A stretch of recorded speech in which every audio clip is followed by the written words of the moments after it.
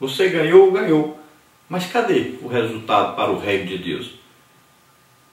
Então você muitas vezes foi batizado, mas na verdade você apenas foi batizado com o Espírito Santo para dizer eu fui batizado, eu também sou batizado.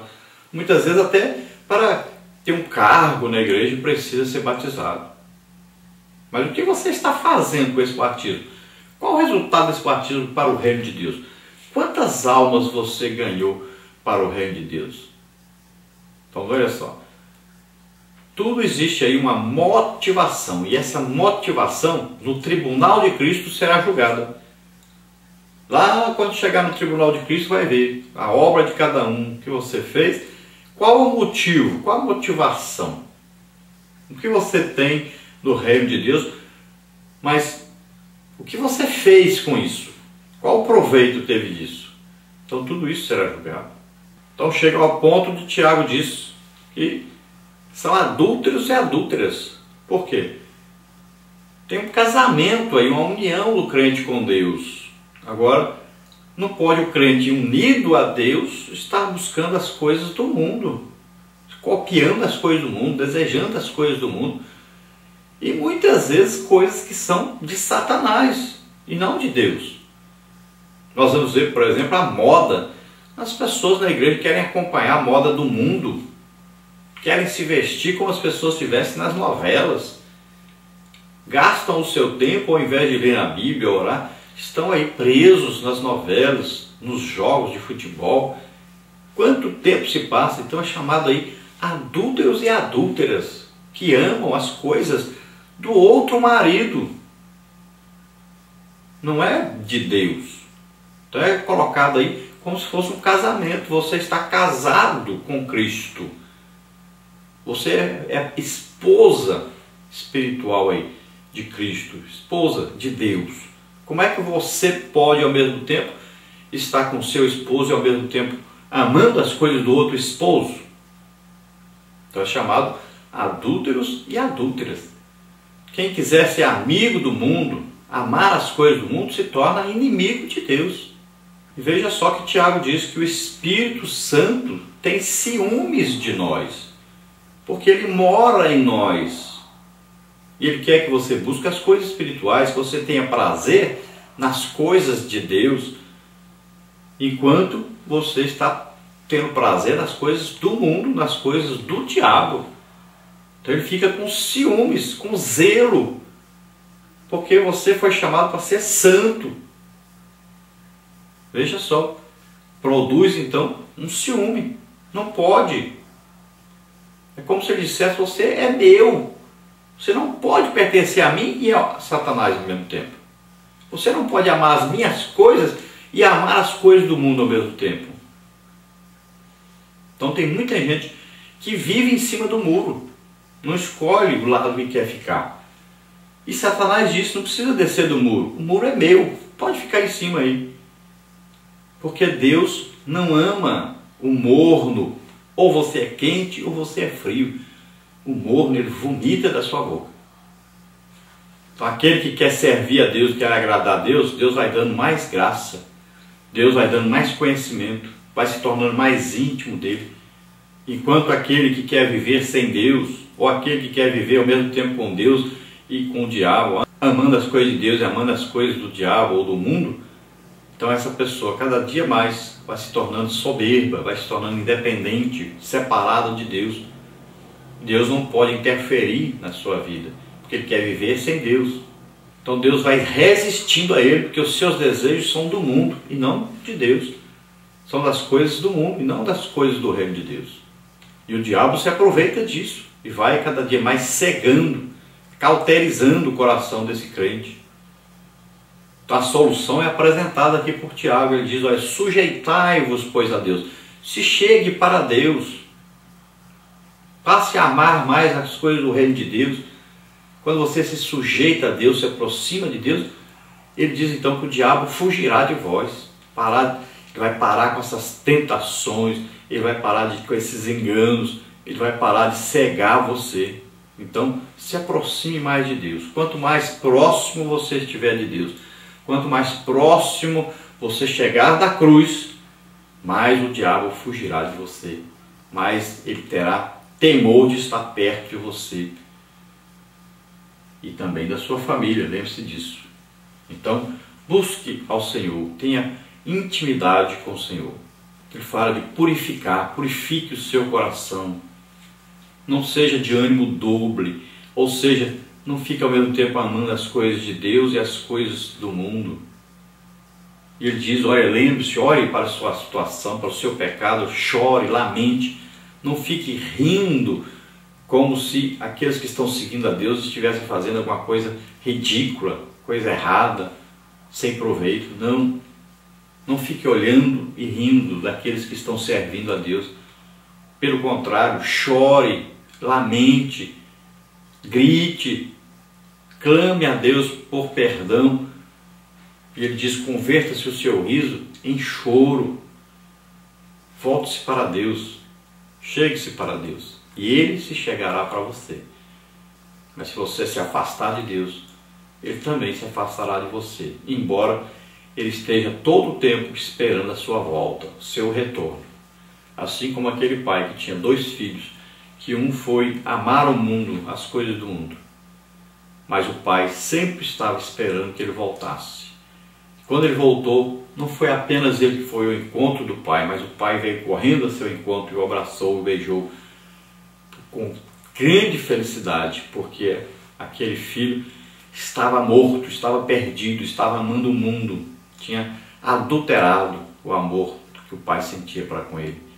Mas agora ele está voltando e o pai o recebe com os braços abertos, com muito amor, com muita misericórdia, com muito perdão. Então, humilhe-se diante de Deus, sirva a Deus, esteja em comunhão com Deus, e tudo que você deseja para ser realizado, você vai satisfazer o seu coração, porque Deus estará aí para satisfazer as suas necessidades, tanto no reino material quanto no reino espiritual. Na lição nós temos aí 3 partes.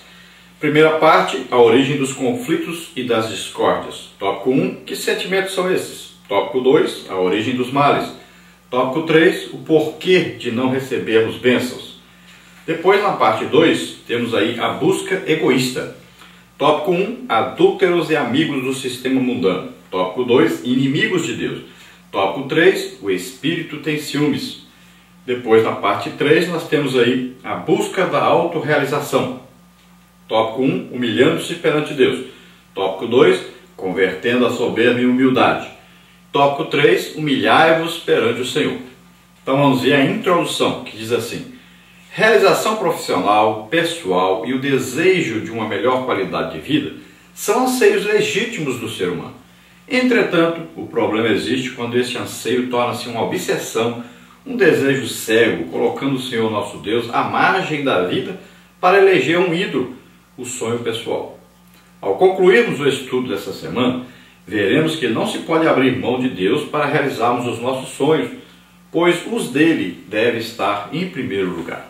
Então nós vemos aí a palavra-chave, autorrealização, ato ou efeito de realizar a si próprio, independente, é claro, de Deus. Então o desejo de crescimento, de progresso, de melhora, existe dentro do homem, foi Deus mesmo que colocou. Senão o homem estaria ainda vivendo lá na idade da pedra, né? Não tinha alcançado tantos benefícios como ele tem hoje.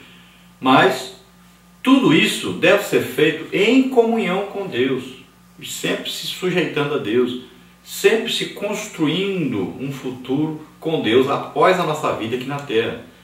Sempre então almejando agradar a Deus. Tudo que é feito sem Deus, tudo que é feito sem depender de Deus, sem agradecer a Deus, sem reconhecer aí a presença de Deus, então se torna pecado. Então devemos tomar todo o cuidado para sempre, tudo que vamos fazer, consultarmos a Deus e fazermos para agradar a Deus, sempre ter o objetivo de fazer alguma coisa para o reino de Deus, para o crescimento do reino de Deus na terra. Então nós temos os nossos sonhos, mas quais os sonhos, vamos dizer assim, entre aspas, os sonhos de Deus para nós? Qual o desejo de Deus para nós? qual o plano de Deus na nossa vida. Nós devemos estar buscando mais esse plano de Deus na nossa vida do que o nosso sonho, o nosso plano de vida. Porque Deus sabe que a nossa realização, que a nossa felicidade só é alcançada quando nós estamos com Ele, quando nós temos aí nos colocado à disposição de Deus, quando nós vamos rumo ao que Deus quer que nós vamos. Então cada um deve procurar qual a vontade de Deus para mim, qual o objetivo de Deus na minha vida. E eu quero me enquadrar aí, eu quero me colocar aí à disposição de Deus. Vamos ver então parte 1, a origem dos conflitos e das discórdias. Tópico 1, que sentimentos são esses? Tópico 2, a origem dos males. Tópico 3, o porquê de não recebermos bênçãos. Tópico 1 então, que sentimentos são esses? Tiago abre o capítulo 4 perguntando: de onde vêm as guerras e pelejas entre vós? Em seguida responde retoricamente: porventura não vem disto, a saber, dos vossos deleites que nos vossos membros guerreiam? Aqui o líder da igreja de Jerusalém denuncia o tipo de sabedoria que estava predominando na igreja, a terrena, animal e diabólica. Por quê? Ora, entre aqueles crentes havia guerras e pelejas e interesses dos próprios deleites, enquanto os menos favorecidos estavam à margem dessas ambições. Estava nítido que eles não semeavam a paz. Então Tiago notou que enquanto alguns estavam passando até fome, não tinham nem roupa para vestir direito, não tinham alimento para se alimentarem, estavam cada dia mais pobres, e existiam aqueles que cada dia se enriqueciam mais, cada dia subiam mais nas coisas materiais, e enquanto subiam, não se lembravam daqueles que desciam, daqueles que estavam empobrecidos. Então, eles viviam pisando uns nos outros, como se cada um fosse um degrau para ele subir mais. E ele se preocupava apenas com o seu sucesso, de alcançar os seus próprios objetivos. E os objetivos eram materiais e não espirituais. Porque se fossem espirituais, eles nunca se esqueceriam daqueles que estavam abaixo deles. Nunca se esqueceriam daqueles que passavam necessidade. Então era uma luta uns contra os outros e cada um querendo crescer mais, subir mais. Havia disputas por cargos na igreja, havia disputas por enriquecimento, né? Como seria hoje, cada um, eu tenho um celular mais novo que o seu, eu tenho um carro de último modelo, eu tenho não sei o que, eu tenho uma casa, eu tenho uma mansão, e vão subindo e vão crescendo e tal, e vão se achando como se isso fosse uma amostra de espiritualidade. Embora seja o contrário. Muitos, para conseguir chegar nisso aí, estão roubando, estão mentindo, estão fazendo tudo quanto é coisa errada dentro do pecado, adquirindo coisas materiais mais e mais e mais, pecando contra Deus. E não se lembram de ajudar os mais pobres. Só pensam na sua autorrealização. Querem viver de churrasco em churrasco, de praia em praia, diversão em diversão, de futebol em futebol, de filmes e filmes. Então, estão preocupados com seus deleites, estão fazendo as suas festas, né? Entre eles, os ricos, estão aí aparecendo em jornais, em revistas, em TV, como pessoas ricas, bem-sucedidas, enquanto aqueles que estão à sua volta estão precisando, estão necessitando da ajuda deles, eles não enxergam. Enquanto milhões estão morrendo de fome, eles nem se lembram disso. Enquanto tantos estão precisando de ajuda, mas estão preocupados consigo mesmos,